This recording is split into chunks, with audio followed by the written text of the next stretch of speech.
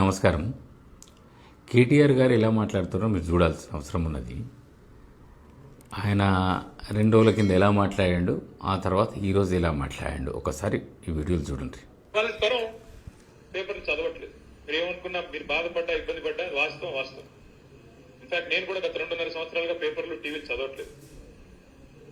మహేష్ గౌడ్ గారు ఒక మాట అన్నారు ఇందాక, మీరు లేదా ముఖ్యమంత్రి గారు కొన్ని సందర్భాల్లో భాష కొంత నియంత్రణలో ఉంటే బాగుంటుంది అన్నారు.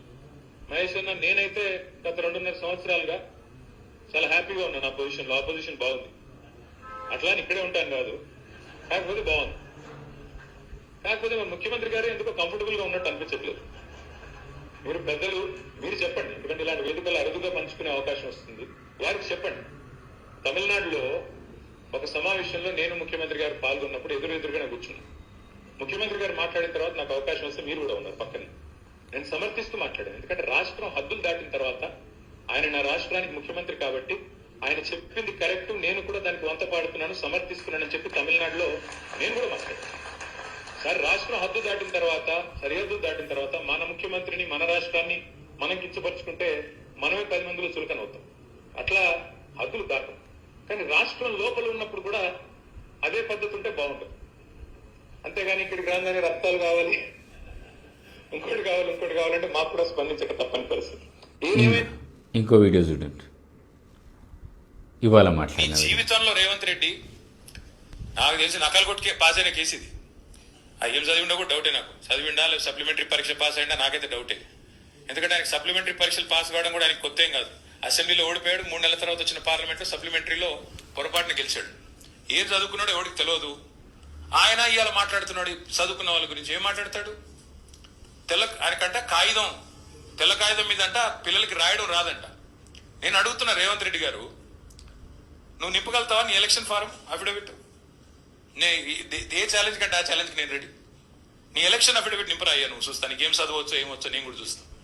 పెద్ద మాటలు మాట్లాడుతున్నాడు. జీవితంలో ఒక పోటీ పరీక్ష రాసినావా?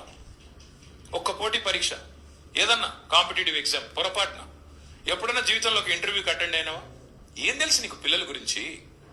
మేము కష్టపడి చదువుకున్నా. నేను కూడా జీమాట్ రాసిన, జిఆర్ఈ రాసిన, జవహర్లాల్ నెహ్రూ యూనివర్సిటీ ఎంట్రన్స్ రాసిన, ఆల్ ఇండియా ఎంట్రన్స్ లో సీటు సంపాదించి పూనాలో పోయి చదువుకున్నా, అమెరికాలో పోయి చదువుకున్నా.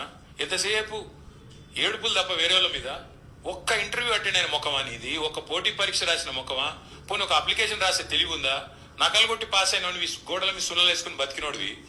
నీకే ఇంత ఉంటే మరి పిల్లలకి ఎంత ఉండాలా?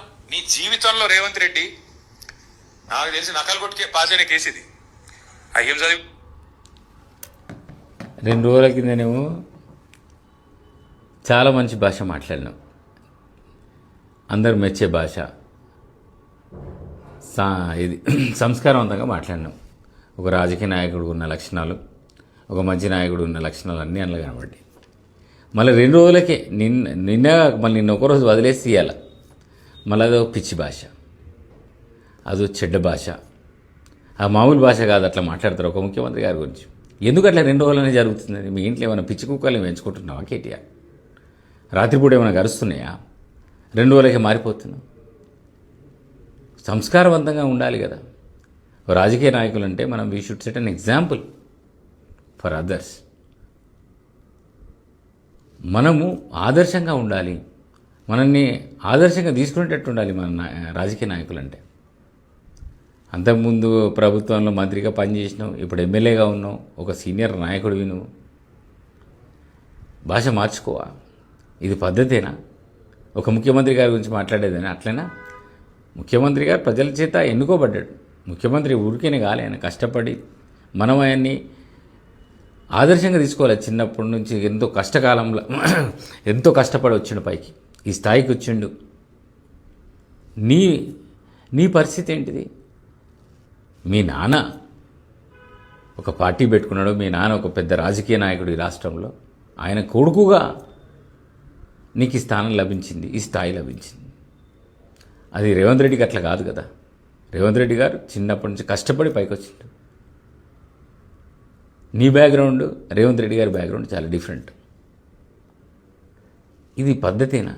పోటీ పరీక్షలు ఎప్పుడైనా రాసిండాను? నీ పోటీ పరీక్షల గురించి మాట్లాడతావు నువ్వు. ఇక పోటీ పరీక్షల పొడిచినవిగా నువ్వు మంత్రిగా ఉన్నప్పుడు పెద్ద పోటు కానీ నువ్వు పోటీ పరీక్షల గురించి మాట్లాడతావా? ఏమైంది మంత్రిగా ఉన్నప్పుడు ఏం జరిగింది?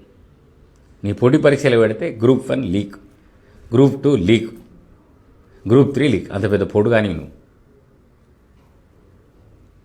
ఎంతమంది విద్యార్థుల జీవితాలతో ఆడుకున్నావు నువ్వు? ఎంతమంది విద్యార్థుల జీవితాన్ని నాశనం చేసినావు? ఈ లీకుల రాజ్యంలో, మీ లీకుల రాజ్యంలో ఎన్ని కుటుంబాలు బలైపోయినాయి?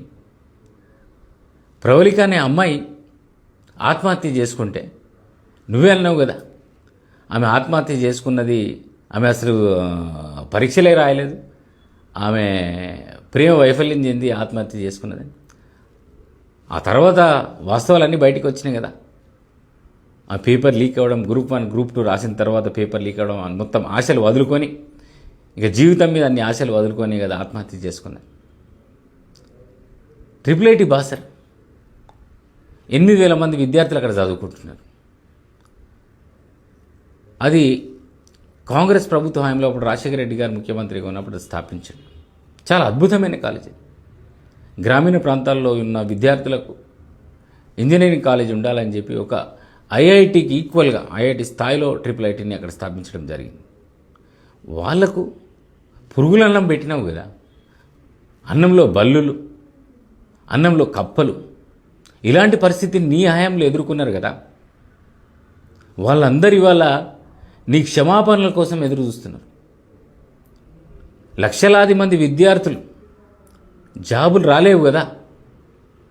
నువ్వు పెద్ద పోటు కానివి కదా, అప్పుడు పోటీ పరీక్షలు పెట్టినావు కదా.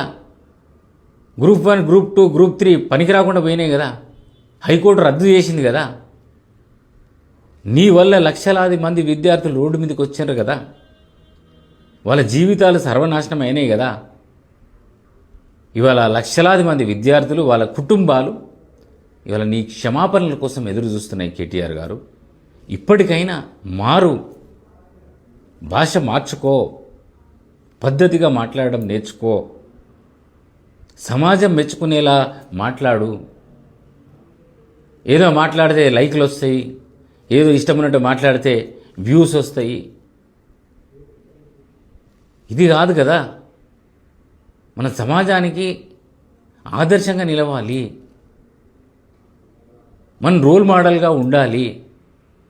రాజకీయ నాయకులని యువత అనుసరిస్తుంది, వాళ్ళకు ఆదర్శంగా ఉండాల్సిన అవసరం మనకున్నది.